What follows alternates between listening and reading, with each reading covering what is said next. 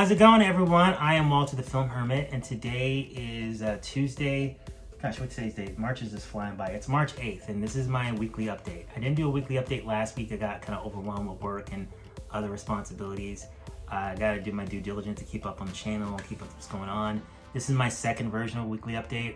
This is the video where I just kind of talk about what's going on a little bit in the world of physical media and what's going on with movies in general, what movies I've seen, you know, where my head is at when it comes to everything. Try to make this one a little shorter. I didn't get a lot of views in the last one, but hopefully that picks up as time goes on.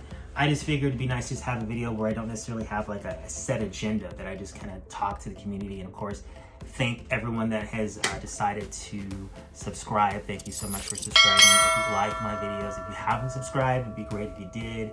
If you can also share the videos with other people that you know have a passion for film and physical media.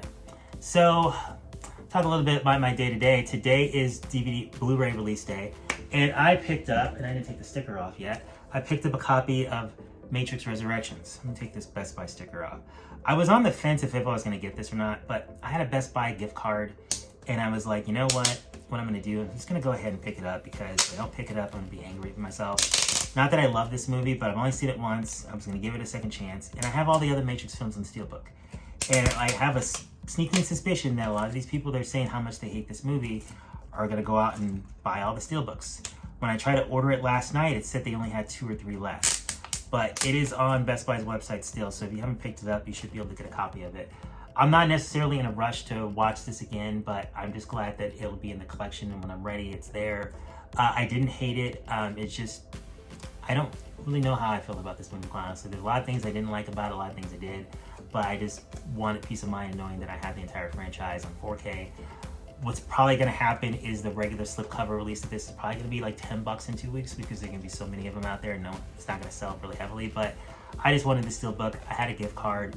It's done, whatever. So I'm not going to do an unboxing video of this, because I don't think a lot of you guys really care. I did do a video of the release, and I talked about all the different versions. Some of these slipcovers are pretty nice for it, but I only need one copy. I just want one copy to put my other Steelbooks in. For the most part, I'm done with the Matrix. I have all 4 movies. I have the Animatrix on Blu-ray, so for all intents and purposes, the Matrix is done. So when it comes to physical media, I haven't really bought a lot over the past couple weeks. There hasn't really been much out. There's actually been stuff I wanted to buy, but I'm trying to save money. I kind of bought too much over the holidays, so I'm trying to just save up and just get the things that are really, really important, and probably try to cut back a bit on Steelbooks other than getting the Matrix. I was just glancing over the releases that are coming out in the month that I thought I would be interested in, and I still haven't gotten Attack on Titan. I love that series, and the first half of the final season came out on Blu-ray. I figured that to wait a little bit, so I haven't picked it up yet. And I believe next week an American Werewolf in London is coming out from Arrow Video in 4K. That's coming in about $33. I will get that. I just don't know if I'll get it right away. That can probably wait. And then Touch of Evil with Orson Welles is coming out next week as well. And I've heard a rumor that if you order it, you'll get it now. I guess the release date is wrong on Blu-ray.com. So that's a release coming out from, I was going to say Arrow Video, but it's not Arrow Video. It is the company that just released The Great Escape. Kino Lorber, yes. So I'm probably going to pick that up. I've got a couple Kino Lorber 4K discs, and I love them. They're great. So they're doing a fantastic job. I believe Shooter came out on 4K. It was coming out next week. It's one of those Mark Wahlberg action films that I never watch for some strange reason. So I might have to pick that up. The Godfather is available on 4K March 22nd. Now, not last week, but the week before, I saw The Godfather at the AMC in 4K, and it was absolutely amazing. It is such a great job with the transfer. Now, this is a 3-hour plus movie that I've seen before. Normally, when I go to the movies, I don't like seeing movies that I've seen before or have at home, because my patience isn't always there, because I'm not comfortable.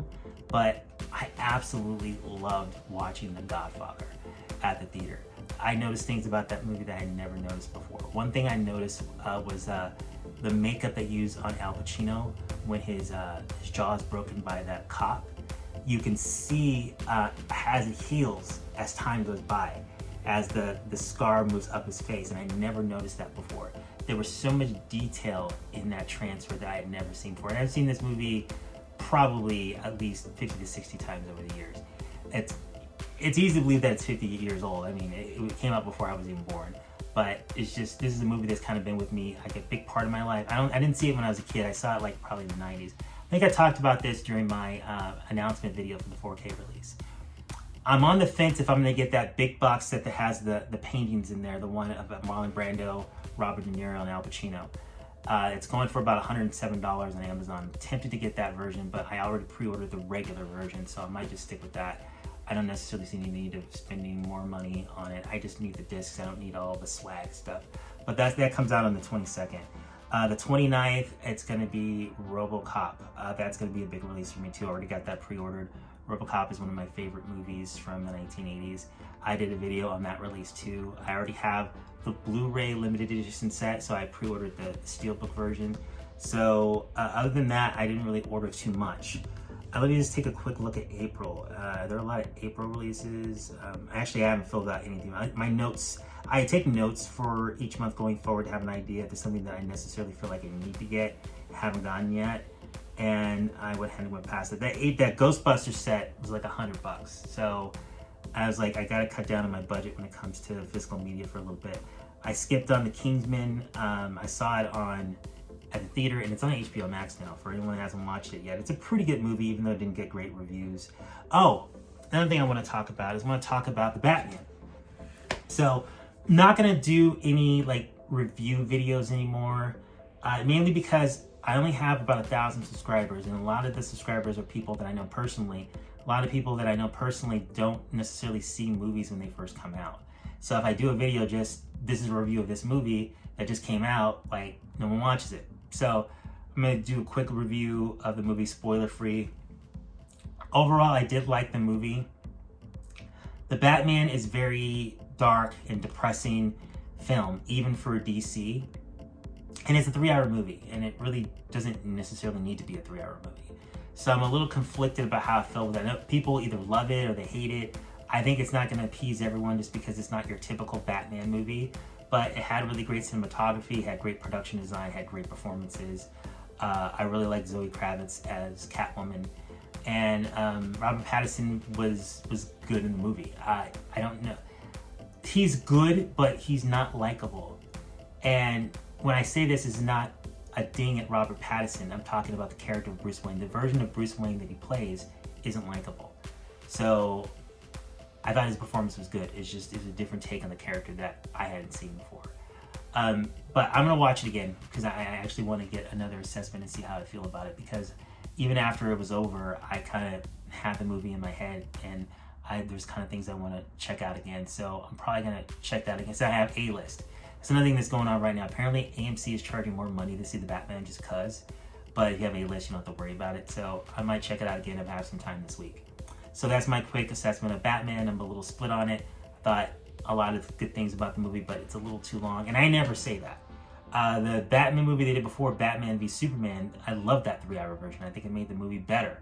But I don't think the 3 hours really did much for this movie. It just felt too long. But again, if I watch again, I mean, I feel the same way. I have a strong desire to watch Spider-Man No Way Home again because it's not a home video yet. I did an announcement video for that, but apparently all the artwork I used is wrong because they changed all the artwork. So that's going to be coming out on April 12th. The movie came out in December. For this day and age, that's a long time for a movie to be in theaters and finally come out in physical media. So that's because of the huge success the movie has had. So we should be seeing that April 12th. I'm going to try to put an image of it here. There's an exclusive slipcover through Walmart that is absolutely beautiful. I'm just trying to cut back on Marvel movies and double dipping. Spider-Man No Way Home is such a great Marvel movie. I'm thinking I'm going to make an exception. I'm going to get the steelbook and I'm going to get the slipcover because the slipcover is beautiful. And I have a feeling that it's going to sell out really fast as well. And it blows away the slipcover, the regular 4K slipcover that they did. So definitely going to be checking out that 4K slipcover from Spider-Man No Way Home on April 12th. I got to remind myself to pre-order that today.